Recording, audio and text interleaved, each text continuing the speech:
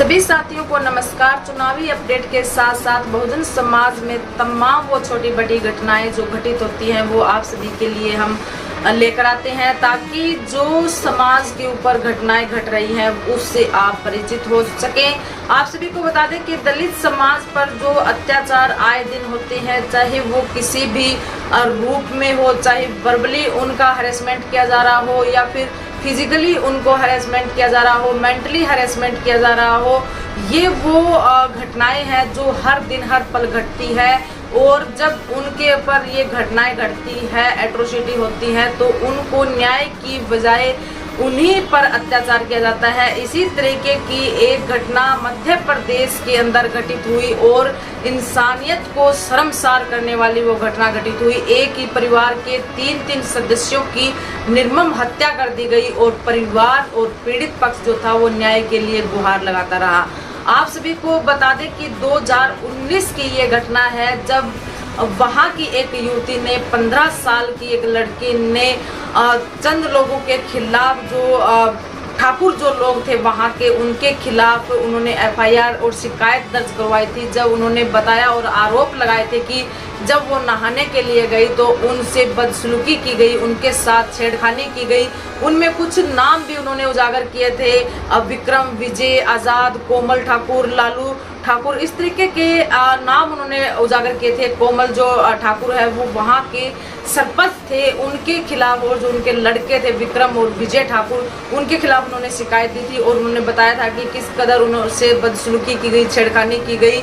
और 2019 के में उन्होंने थाने के अंदर शिकायत दर्ज करवाई, लेकिन लगातार शिकायत दर्ज करवाने के बाद समझौते का दबाव परिवार पर बनाया जा रहा था और जान का खतरा उन्हें दिखाया जा रहा था और डर भय दिखाया जा रहा था और परिवार की हत्या का डर उन्हें दिखाया जा रहा था। इसी डर को लेकर जब युवती ने सारी घटना अपने परिवार वालों को बताई, अपनी माँ और भाई को बताई, तब से आरोपी उनके भाई पर दबाव बना रहे थे समझौते के लिए। लेकिन जो भाई थे वो न्याय के लिए गुहार लगा रहे थे, न्याय के लिए वो लड़ रहे थे। इस तरीके से 2023 के अंदर, अगस्त 2023 के अंदर उनके भाई की भी आरोपियों ने पीट कर बेरहमी से उनकी हत्या कर दी गई।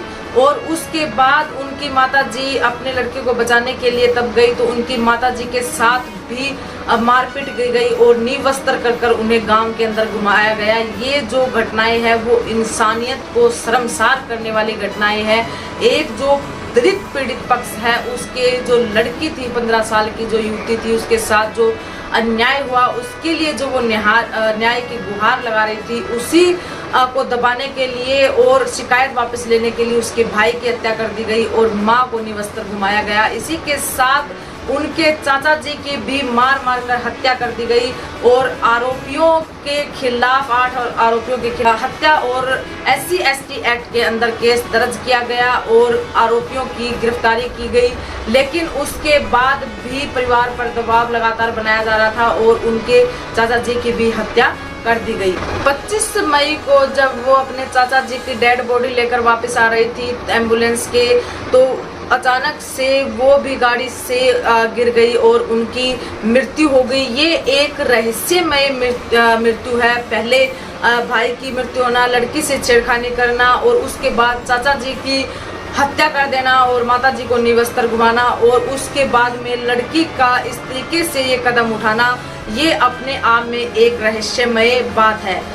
क्योंकि इतने दिनों से 2019 से लगातार लड़की न्याय के लिए गुहार लगा रही थी और वो अपनी लड़ाई के लिए और न्याय के लिए खड़ी थी, लेकिन अचानक से ये घटना अपने आप में रहस्यमय घटना है।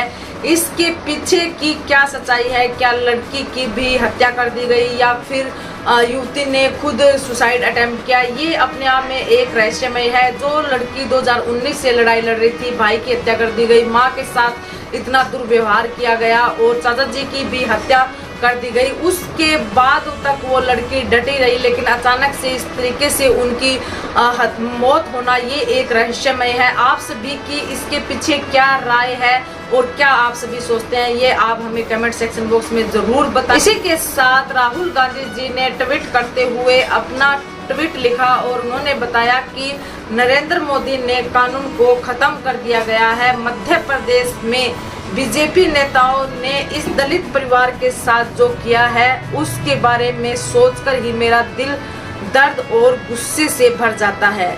इस तरीके की ये जो घटना हुई और इस तरह की जाता है, ये राहुल गांधी जी ने ट्वीट करते हुए अपने ट्विटर के माध्यम से बताया। इसी तरीके की बहुजन समाज में तमाम जो छोटी बड़ी घटनाएं घटित होती हैं वो आप सभी के लिए हम लेकर आते हैं। वीडियो को आप ज़्यादा से ज़्यादा शेयर कीजिए ताकि जो पीड़ित परिवार था, जो पीड़ित परिवार के साथ जो घटना घटी वो समाज के अन्य लोगों के साथ ना घटित हो और पीड़ित परिवार, पीड़ित पक्ष को न्याय मिल सके और आरोपियों को सख्त से सख्त सजा मिल सके।